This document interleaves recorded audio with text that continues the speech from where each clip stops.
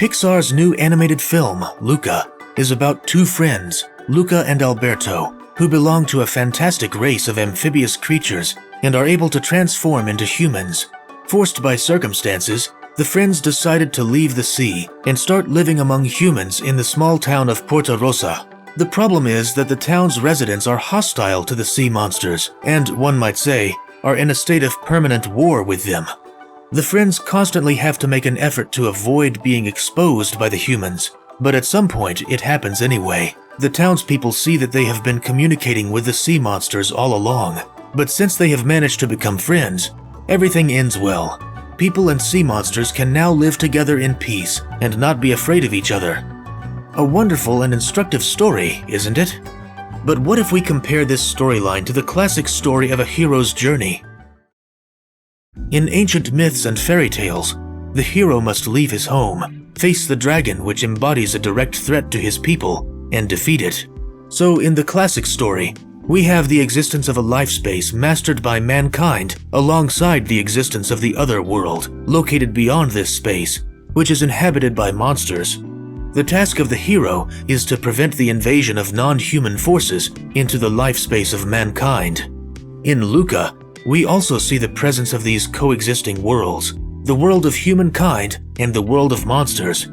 And in the human world, there is also a potential hero who is ready to fight the dragon.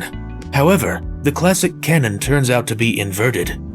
First, the protagonist of the story is not human, but a sea monster. And second, the ethical aspects have been reversed. We are shown that fighting the dragon is no longer a virtue. It's forbidden to kill monsters because apparently they are just the same as us. Just like us, they have their own family. Just like us, they are taking care of their own livelihood. And they are even better than us in some ways, as humans tend to take away fish from the sea. Monsters, on the other hand, do not need anything from humans. Such U-turns from the traditional plot, a reassessment of the goals and values of the heroes, occurred due to the changes of worldview in Western society. The traditional paradigm was replaced by the paradigm of post-modernity. Scholars in the field of analytical psychology have spent much effort to provide an interpretation of the classical myth. According to the theory of Erich Neumann, the battle with the dragon symbolizes the birth of human self-consciousness, its segregation from the blind and unconscious natural forces, separation from the maternal element. Then what's the meaning of the opposite story when monsters invade into the life space of mankind? Probably this is the process opposite to individuation, a return to chaos, to the bosom of the Great Mother.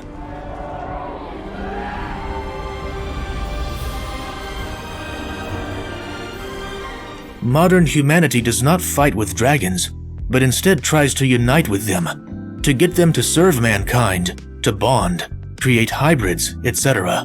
We saw this motive in the Aliens franchise, where the main hero turns from human into a hybrid, and the viewer has been led away from the idea of fighting aliens to the conclusion that aliens are actually not so bad. Humans are much worse. I don't know which species is worse. You don't see them fucking each other over for a goddamn percentage. We saw the same motive in the movie Annihilation, where an unknown mutating essence infiltrated organisms on Earth. And the main character, once again, became a hybrid.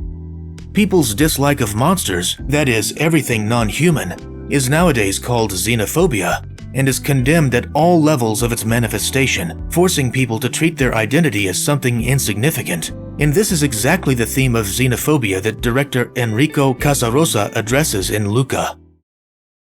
In the plot of the movie, we can guess the story of the ancient creatures who came out of the sea and taught people how to build a civilization. But if in myths it's always been said that monsters were enlighteners of mankind, then in Luca we see an inversion. Monsters represent the race falling behind in development, which gets enlightenment from humans. The Babylonian historian and priest Berossus, in his tractate History of Babylonia, talks about a terrifying creature named Oannes, who was half man, half fish.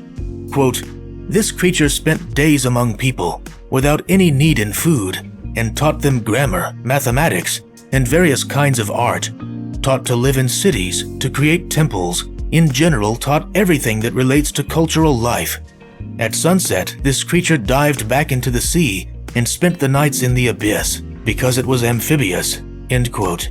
Subsequently, the idea of Oannes was transformed into the Semitic god Dagon. The movie is constantly whispering to us about freedom in different ways. Vespa is freedom. It is interesting that the concept of freedom for a modern person is directly linked to technology. Indeed, technology is a way of overcoming or breaking boundaries.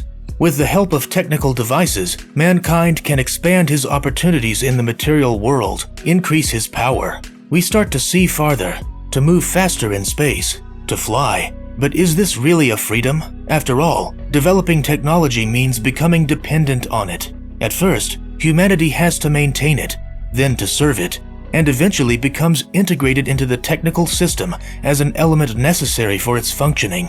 And now, it is not the technology that is the instrument of humanity, but humanity becomes the instrument of technology. The thirst for knowledge of matter is breathtaking, but it is immediately seen that this process of material cognition has no actual end.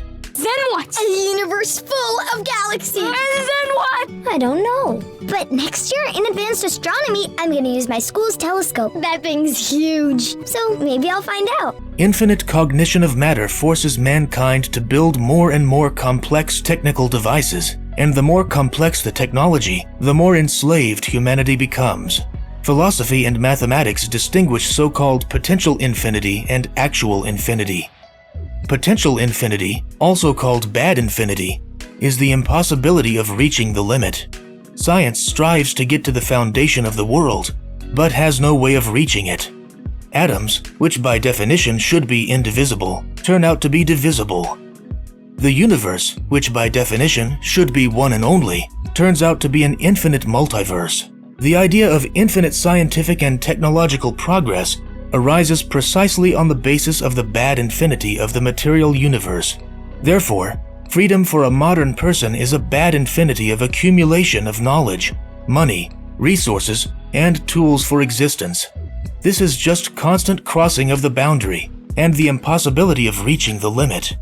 Opposed to this, classical philosophy and the traditional worldview operate with actual infinity. Therefore, for such a worldview, even though it certainly appears that the universe is infinite, within itself, nevertheless, it is something quite definite and limited. And beyond the boundaries of the material universe, there is a sphere of meaning, a realm of spirit. Is it necessary to build telescopes to know this? No, it cannot be found out with a telescope at all. Technology is useless in this matter. To know this, you just need to learn how to use your intelligence. Is technology necessary for freedom? No, because genuine freedom is not about conquering what's material and dimensional, while utilizing the assistance of the same material as a means. This is about rising from the material to the spiritual, and the spirit is authentically free because it depends only on itself. There are hints in the film referring to occultism as well. One of the items that Luca picks up is the Page of Cups tarot card. Here's what it means. Quote, "The Page of Cups represents a sensitive, perhaps spoiled, likable, dependent child or individual, often unaware of his own identity. This person has good intuition and, like the other water signs, is easily influenced by those in the environment. Like Narcissus of Greek mythology, who had been kept from self-knowledge by his mother, the Page of Cups must first come to know and fall in love with himself. The Page of Cups symbolizes water's ability to transmute energy and preside over the process of self-transformation, the freeing of the divine from within the imprisonment of nature." End quote. Doesn't that description fit the main character perfectly? Can this be accidental? No, of course not. The filmmakers are clearly familiar with the related ideas and literature. This means that other coincidences may not be accidental either. For example, Julia mentioning Saturn as her favorite planet. Saturn, as you know, is the god of ancient Romans, and one of the books on Julia's table is about Rome. The cult of Saturn was extremely widespread in Italy and was associated with human sacrifice, and the most massive human sacrifices in Rome were gladiator games. And later we see the Roman Colosseum, the very location where these games used to take place. Note that Luca's shadow on the flying machine resembles the shadow of a dragon. Saturn is the embodiment of chaos. Since the paradigm of postmodernity is a striving for chaos, and the erasure of the boundaries between human and non-human is one of the manifestations of this striving, It is not surprising that Saturn plays a special role in the modern worldview. Saturn is depicted sitting on a chariot drawn by a pair of dragon snakes. So Saturn does not fight with dragons, they represent the underground forces of chaos, but uses them for his own interests. If Apollo and Christ heroically defeated the serpent or dragon, while Saturn rules over the serpents or dragons, then Saturn is in fact the Lord of Serpents. Therefore, postmodernity opposes the bright and solar heroic logos of antiquity and Christianity with the black sun of Saturn. And the above being said, the connection between Saturn and Satan becomes obvious. Of course, Luca is not the only film where Saturn makes an appearance. In cinematography, Interstellar is the most outstanding example, which utilizes the entire bundle of ideas associated with Saturn. A wormhole for the salvation of humanity was created near that very planet, and in fact, it was the entrance to the black hole, to the underworld, the form of which successfully combined both the image of the black sun and the image of Saturn. How can we now interpret references to the gospel in the film? I'm referring to two episodes. One, at the beginning of the film, when Luca is shown as a shepherd who gathers the lost sheep. Fish out of the barn! Fish out of the barn! As you know, Christ called himself the Good Shepherd. And another, when Alberto helps Julia's father to collect a huge catch of fish. Your friends do know fish. This is a reference to the miraculous catch described in the Gospel when Christ advises his disciples to cast their net, which then they cannot pull out because of the amount of fish caught in it. I think that in the given context, this can be understood as the idea that Luca is the one who will replace Christ in the post-Christian era. Considering that the name Luca comes from the word lux, the light, same as the main hero in the movie Lucy, it is easy to guess what kind of character it will be.